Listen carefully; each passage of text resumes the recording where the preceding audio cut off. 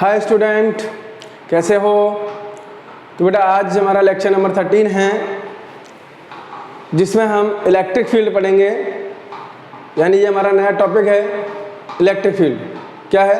Electric field. तो हम बात करेंगे कि इलेक्ट्रिक फील्ड होता क्या है, इसके बारे में समझेंगे। ठीक है, चलो। तो यहाँ पर बात करेंगे बेटा आज इलेक्ट्रिक फील्ड की।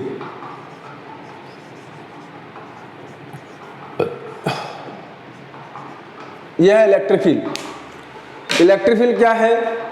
इलेक्ट्रिक फील्ड का मतलब है कि मान लो कोई चार्ज है, तो चार्ज के चारों तरफ यानी चार्ज के आसपास जो भी होता है उसको क्या बोलते हैं हम लोग? इलेक्ट्रिक फील्ड बोलते हैं। क्या बोलते हैं? Electric field. जैसे फॉर एग्जांपल आप समझो कि किसी बॉडी का या किसी पर्सन का जो इन्फ्लुएंस होता है उसी को क्या कहते हैं? उसका फील्ड बोलते हैं। जैसे मान लीजिए मेरा एक इन्फ्लुएंस होगा मार्केट में, थोड़ा हो या ज़्यादा हो लेकिन होगा ऐसे, तो ये मेरा क्या एक तरीके का मेरा फील्ड है। ऐसे ही मान लीजिए मैग्नेट है, तो मैग्नेट मान लो यहाँ रखी है और इतनी दूर से भी क्या कर दे, इसको अट्रैक्ट कर ले या रिपल कर दे, तो इसका मतलब इसका इन्फ्लुएंस यहाँ तक है। यहाँ पर भी है तो भी कर रही है, इसका मतलब इसका इन्फ्लुएंस यहाँ पर भी है। तो जो इन्फ्लुएंस बना है इस मैग्नेट के आसपास, इसी इन्फ्लुएंस को क्या बोलते हैं? मैग्नेटिक फील्ड बोलते हैं। ऐसे ही हमने पढ़ा था कि चार्ज दूसरे चार्ज को रिपल करता है या अट्रैक्ट करता है, तो इसका मतलब दूर से ही अट्रैक्ट करता है और दूर से ही रिपल करता है। अगर दूर से ही अट्रैक्ट और रिपल कर रहा है, इसका मतलब क्या है? इसका मतलब सीधा सा है कि वो पार्टिकल यानी वो चार्ज पार्टिकल किसी दूसरे चार्ज के इन्फ्लुएंस में है, तो वो एक अपने ऊपर फोर्स एक्सपीरियंस कर रहा है, चाहे वो अट्रैक्शन का हो चाहे फिर वो रिपल्सन का हो, लेकिन कर रहा है। तो चार्ज के आसपास जो उसका इन्फ्लुएंस होता है, उसी इन्फ्लुएंस को हम इलेक्ट्रिक फील्ड कहते हैं। आई बात समझ? तो मान लो ये चार्ज है Q, इस चार्ज के आसपास इसका एक इन्फ्लुएंस बना हुआ है। क्या बना है? इसका एक इन्फ्लुएंस बना है। इस चार्ज के आसपास इसका क्या बना है? एक इन्फ्लुएंस बना है। अगर इस इन्फ्लुएंस के अंदर कोई दूसरा चार्ज हम लेके आते हैं, स्मॉल q0, कौन सा? स्मॉल q0, तो ये क्या करता है? एक फोर्स एक्सपीरियंस करता है जो कि इस पर इधर लगता है, जिसको हम बोलते हैं F0 is equal to KQ0 upon R square. ये डिस्टेंस है R। अब तुम बोलोगे सर ये क्या है? बेसिकली कि ये हमारा चार्ज है Q और इसका एक इन्फ्लुएंस बना हुआ है। इस इन्फ्लुएंस में हमने इस चार्ज Q0 को रखा, तो इसके ऊपर एक फोर्स लग रहा था इसकी वजह से, यानी कि इसके इन्फ्लुएंस की वजह से यहाँ पर क्या लग रहा था? फोर्स लग रहा था। सीधी बात है यार, यहाँ चार्ज रखा है, इसे टच तो कर नहीं रहे, टच नहीं कर रहे, दूर से ही फोर्स लग रहा है। इसका मतलब इसका कुछ ना कुछ इन्फ्लुएंस यहाँ होगा जिसकी वजह से इस पर फोर्स लग रहा है। तो इसी इन्फ्लुएंस को हम क्या कहते हैं? इलेक्ट्रिक फील्ड बोलते हैं। क्या बोलते हैं? Electric field. आई बात समझ? अच्छा, अब लॉजिक सोचो कि भाई ये Q0 क्यों लिया गया है और इसको पॉजिटिव ही क्यों लिया गया है? अगर हम नेगेटिव लेंगे तो यहाँ पर हो सकता है ये अंदर चला जाए, यानी इधर फोर्स लग जाए। पॉजिटिव लेंगे तो इधर लग जाए। तो हमें कैसे पता? तो हम किस किस का लेंगे? दिक्कत है ना उसमें कि हम प्लस लें माइनस लें। इसलिए हमने अपने खुद के कन्वीनियंस के लिए हमने यहाँ पर पॉजिटिव यूनिट चार्ज ले लिया। क्या ले लिया? Positive unit charge. तो पॉजिटिव यूनिट चार्ज जो लिया है वो हमने इसलिए लिया है कि इस पर जो फोर्स लगेगा, यानी इस पॉजिटिव यूनिट चार्ज पर जो फोर्स लगेगा वो इधर ही लगेगा इसकी वजह से, और अगर ये माइनस है तो इधर लगेगा। अगर ये चार्ज पॉजिटिव है तो इस पर फोर्स इधर लगेगा और ये माइनस है तो इधर लगेगा। बट इसको क्या लेना है? पॉजिटिव यूनिट चार्ज लेना है। अब पॉजिटिव तो समझ आ गया क्यों लिया, लेकिन यूनिट पॉजिटिव क्यों लिया ये भी डाउट है। तो यूनिट पॉजिटिव इसलिए लिया कि भाई अगर इस चार्ज का इन्फ्लुएंस है तो इस चार्ज का भी इन्फ्लुएंस होना चाहिए, लेकिन अगर दोनों चार्ज का इन्फ्लुएंस होगा तो हम कैसे पता करेंगे बेटा, तो हम पता तो नहीं कर सकते इसका इन्फ्लुएंस कितना है ना, लेकिन हमें इसके इन्फ्लुएंस से मतलब है, सिर्फ इसके इन्फ्लुएंस से, इसके इन्फ्लुएंस की कोई ज़रूरत नहीं है। अगर इसका भी इन्फ्लुएंस होगा तो इसका मतलब हम इसका सही इन्फ्लुएंस के बारे में नहीं बता सकते, इसलिए हमने इसको क्या ले लिया, यूनिट पॉजिटिव चार्ज लिया। क्या लिया, यूनिट पॉजिटिव चार्ज। समझ आई बात कि नहीं आई, क्या लिया, यूनिट पॉजिटिव चार्ज। समझ आई क्यों लिया, हाँ या ना, क्लियर। अच्छा अब देखो ये तो बात समझ आ गई कि इसका फोर्स होता है। अब यहां पर आते हैं इलेक्ट्रिक फील्ड। तो इलेक्ट्रिक फील्ड समझ आ गया, इलेक्ट्रिक फील्ड। तो इलेक्ट्रिक फील्ड की डेफिनेशन क्या लिखोगे, द रीजन अराउंड द, जैसा लिखेंगे the influence of the charge, the influence of the charge around the charge region is called electric field. Charge region के अराउंड जो चार्ज का influence है उसी को इलेक्ट्रिक फील्ड बोलते हैं। क्या बोलते हैं, इलेक्ट्रिक फील्ड। इसको डिनोट करते हैं ई से। किससे करते हैं, ई से। किससे करते हैं, ई से। अच्छा इसमें आता है कि electric field intensity, electric field intensity.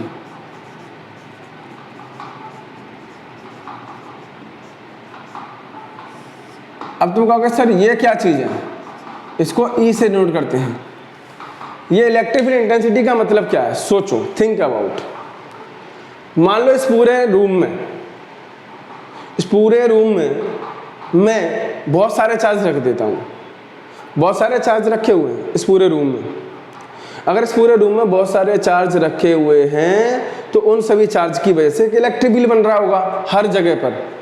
मान लो कि इस पूरे रूम में बहुत सारे चार्ज हैं तो उसकी वजह से यहाँ पर एक इलेक्ट्रिक फील्ड आ रहा होगा, यहाँ पर भी एक इलेक्ट्रिक फील्ड होगा, यहाँ पर भी एक इलेक्ट्रिक फील्ड, हर जगह इलेक्ट्रिक फील्ड है, लेकिन कौन सी जगह कितना है ये पता नहीं है। तो मान लो कि यहाँ इलेक्ट्रिक फील्ड था और यहाँ मैं 5 कूलम चार्ज लाया जिस पर यहाँ 500 न्यूटन फोर्स लग रहा है। इस जगह पर जो इलेक्ट्रिक फील्ड है उस इलेक्ट्रिक फील्ड पर मैं 5 कूलम का चार्ज लाया जिस पर इस इलेक्ट्रिक फील्ड की वजह से कितना फोर्स लग रहा है, 500 न्यूटन। इस वाले पर 5 कूलम लाया तो इस पर लग रहा है 200 न्यूटन। इस वाले पर 5 कूलम लाया 100 न्यूटन फोर्स लग रहा है। तो सबसे ज़्यादा फोर्स कहाँ लग रहा है, यहाँ। इसका मतलब यहाँ इंटेंसिटी क्या है इलेक्ट्रिक फील्ड की, ज़्यादा है। 5 चार्ज तो 5 ही कूलम है ना, 5 5 5, लेकिन यहाँ 500 लग रहा है। इसका मतलब क्या है कि यहाँ जो इलेक्ट्रिक फील्ड है वो बहुत ज़्यादा है, इसलिए धक्का ज़्यादा मार रहा है। यहाँ कम है उससे, इसलिए कम मार रहा है। यहाँ और कम है इसलिए और कम मार रहा है। यानी कि इलेक्ट्रिक फील्ड इंटेंसिटी अगर हमें निकालनी है तो हम कैसे पता करें। तो सोचो यहाँ पर इलेक्ट्रिक फील्ड था, इस पर 5 कूलम रखा तो 500 न्यूटन लगा। 5 कूलम पर 500 न्यूटन लगा, 5 कूलम पर 500 न्यूटन। अगर मैं 500 न्यूटन को 5 से डिवाइड कर दूं तो यहाँ क्या आ जाएगा, 100। और वो 100 क्या होगा, इलेक्ट्रिक फील्ड होगा। सीधी बात है कि नहीं है भाई। यहाँ तूने 5 कूलम रखा, तेरा 500 न्यूटन आया।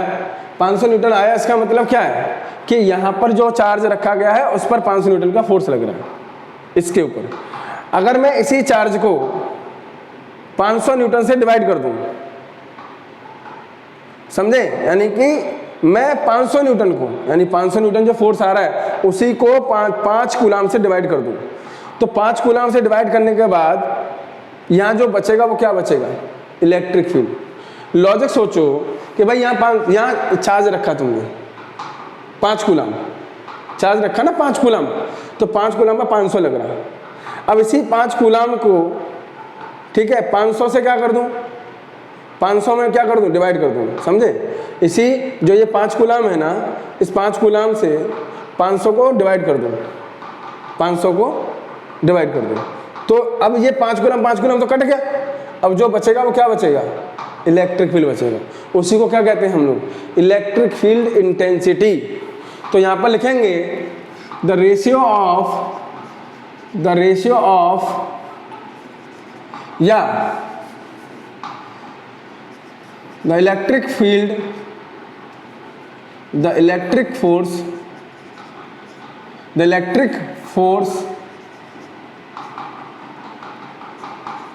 experienced by charge by unit positive charge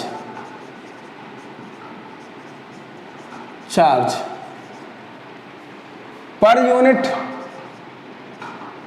है ना, the electric force experience by unit positive charge per unit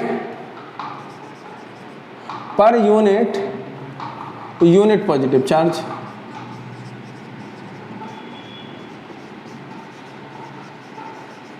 is called electric field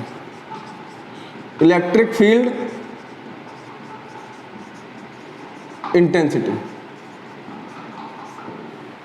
electric field intensity यानी जो ये unit positive charge electric force जो experience कर रहा है, उस फोर्स को अगर मैं इसी यूनिट पॉजिटिव चार्ज से डिवाइड कर दूं तो वो जो वैल्यू बचेगी उसको हम इलेक्ट्रिक फील्ड बोलते हैं। क्या बोलते हैं, इलेक्ट्रिक फील्ड।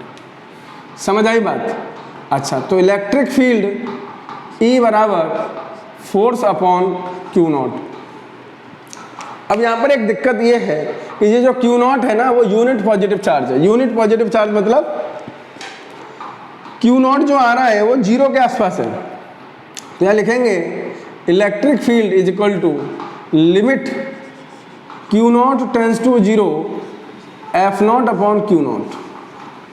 भाई जो फोर्स आ रहा है क्यू नॉट पर, वो फोर्स को अगर मैं क्यू नॉट से डिवाइड कर दूं तो यहाँ E आ जाएगा। बस ये क्यू नॉट क्या है, 0 के इक्वल है।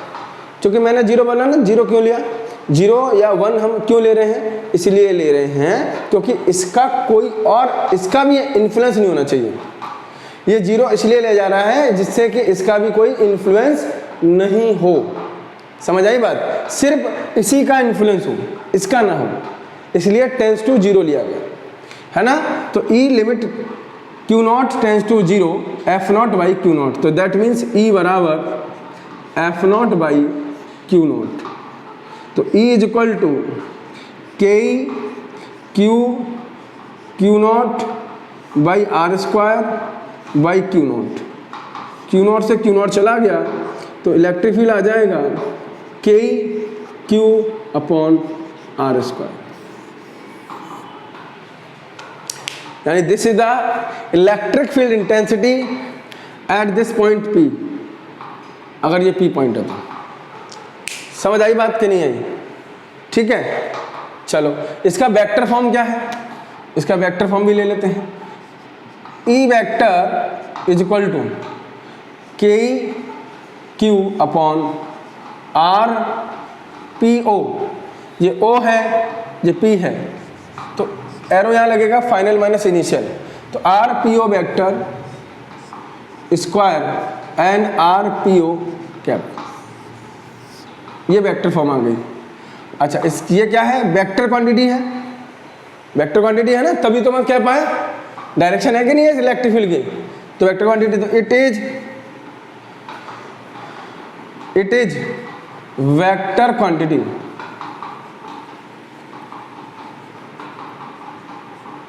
नंबर 2, इट्स ऐसा यूनिट न्यूटन पर कूलम। ठीक, its dimension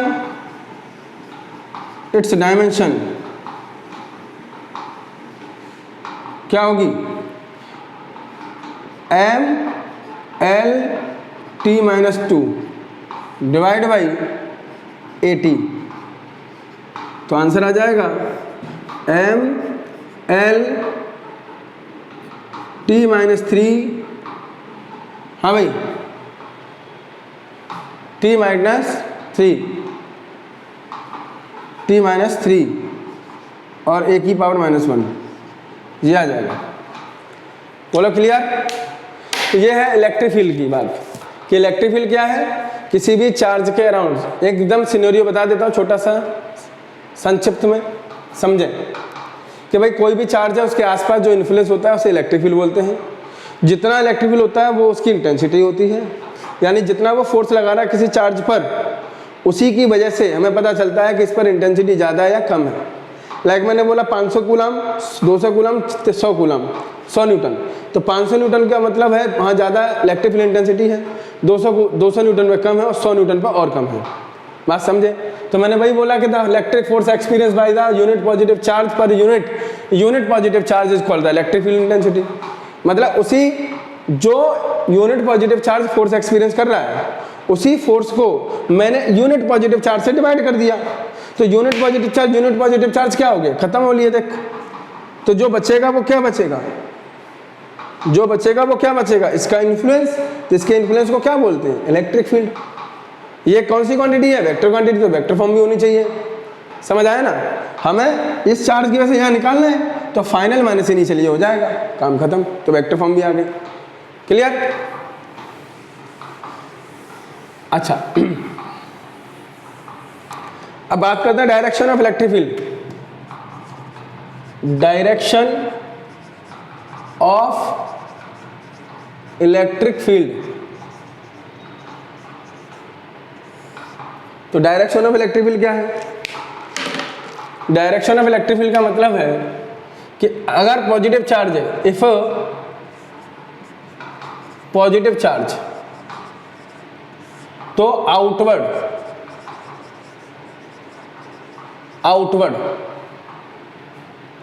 to normal to surface, outward normal to surface, charge की सरफेस से नॉर्मल होगा और आउटवर्ड होगा। मतलब ये अगर पॉजिटिव चार्ज है तो इससे इलेक्ट्रिक फील्ड क्या होगा, सरफेस के परपेंडिकुलर भी होगा और आउटवर्ड होगा, ऐसा। If negative charge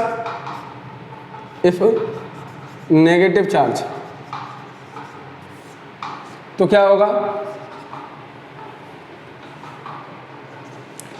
inward normal to surface. ठीक है, यानी नेगेटिव चार्ज होगा तो ऐसा होगा, नॉर्मल होगा सरफेस के और इनवर्ड होगा। समझ आई बात। अच्छा, यहाँ पर कोई भी चार्ज है, यानी कोई भी इलेक्ट्रिक फील्ड में, यानी कोई भी इलेक्ट्रिक चार्ज है, कोई भी इलेक्ट्रिक चार्ज इलेक्ट्रिक फील्ड में फोर्स एक्सपीरियंस करता है। तो अगर पॉजिटिव चार्ज है तो फोर्स, ऐसा लिखेंगे, force experienced by electric, force experienced bye positive charge,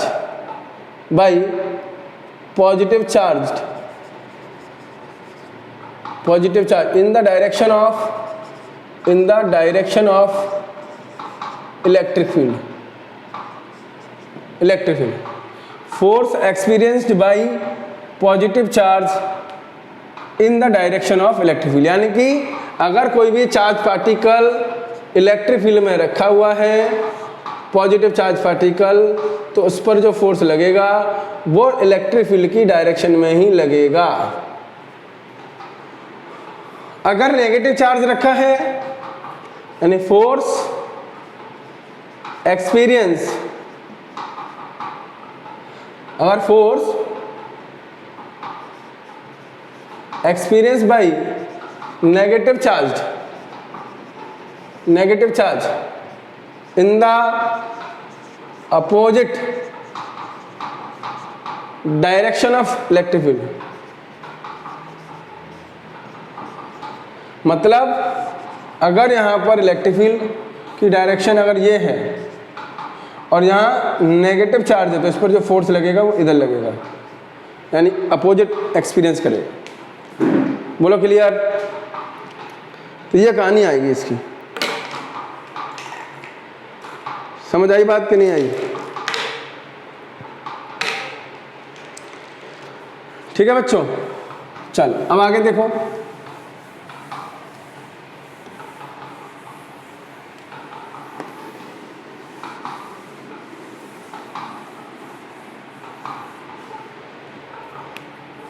अब मान लीजिए मैंने यहां पर बोला कि इलेक्ट्रिक फील्ड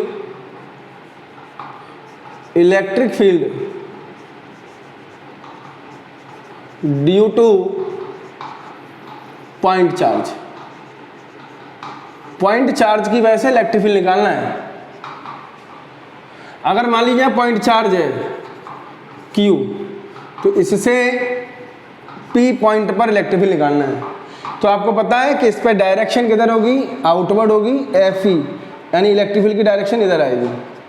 और ये डिस्टेंस R है, तो अभी थोड़ी देर पहले निकाला था कि भैया E बराबर क्या आ जाएगा, KQ/R² आ जाएगा स्केलर फॉर्म में।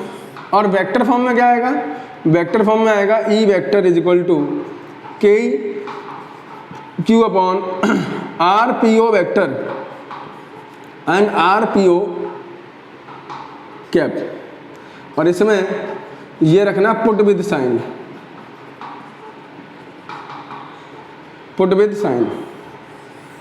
ये क्यों रखा, क्योंकि अगर यहाँ नेगेटिव चार्ज होगा तो इलेक्ट्रिक फील्ड की डायरेक्शन इधर आ जाएगी, इधर, ठीक है। और RPO इधर है, जो RPO होगा वो इधर ही आएगी और इलेक्ट्रिक फील्ड की डायरेक्शन इधर आएगी। तो यहाँ पर तो मैंने RPO लिखा है ना, तो अगर मान लो नेगेटिव चार्ज होगा तो इलेक्ट्रिक फील्ड की डायरेक्शन क्या होगी, इधर होगी ना, RPO के अपोजिट। तो RPO के अपोजिट होगी, इसलिए तो यहाँ माइनस आ जाएगा। तो बात बराबर है, आई बात समझ? चलो अब एक क्वेश्चन देख लेते हैं। मान लो यहाँ पर एक चार्ज रखा है 10 माइक्रो कूलम का, और यहाँ से 20 सेंटीमीटर पे क्या पूछा है, इलेक्ट्रिक फील्ड पूछा है। तो इलेक्ट्रिक फील्ड क्या आ जाएगा, KQ/R², है ना। तो बताओ बेटा क्या आएगा, E is equal to KE 9 × 10⁻, Q कितना है 10 × 10⁻, अपॉन 20 × 10⁻⁻2 होल स्क्वायर। तो E इज इक्वल टू कितना आ गया, बोलो यहाँ से 9 × 10 × 10⁻⁻3, यह आ जाएगा 20 × 20 × 10⁻⁻4। ये ऊपर जाएगा तो इधर बचेगा कितना, 900 × 10⁻2 × 10⁻4 डिवाइड बाई 400, ये इससे कट जाएगा। तो बचेगा कितना, E बराबर 9/4 × 10⁻6, यानी कि 2.25 × 10⁻6 न्यूटन पर कूलम। ये आंसर आ जाएगा। बोलो, ये है इलेक्ट्रिक फील्ड इस चार्ज की वजह से इस पॉइंट पर। क्लियर? तो इस तरीके से हम यहाँ पर इलेक्ट्रिक फील्ड किसी भी पॉइंट की वजह से कहीं भी निकाल सकते हैं। ठीक है, चलो अब आगे देखते हैं।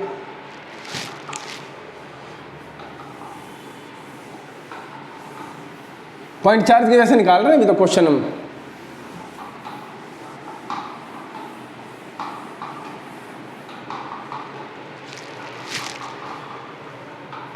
अब हम वेक्टर फॉर्म निकालते हैं। वेक्टर फॉर्म में मान लो एक और क्वेश्चन ले लिया मैंने बोला कि भाई यहाँ पर एक चार्ज रखा है 10 माइक्रो कूलम, मतलब 10 नहीं बोलते 40 माइक्रो कूलम चार्ज है, जो 2,1,3 पर है। यहाँ से P पॉइंट पर, ये पॉइंट O है और ये पॉइंट P है। P पॉइंट पर जो कि 4,6,8 है, इस पॉइंट पर मुझे इलेक्ट्रिक फील्ड निकालना है। तो यहाँ बोला गया find out electric field at point P in the vector form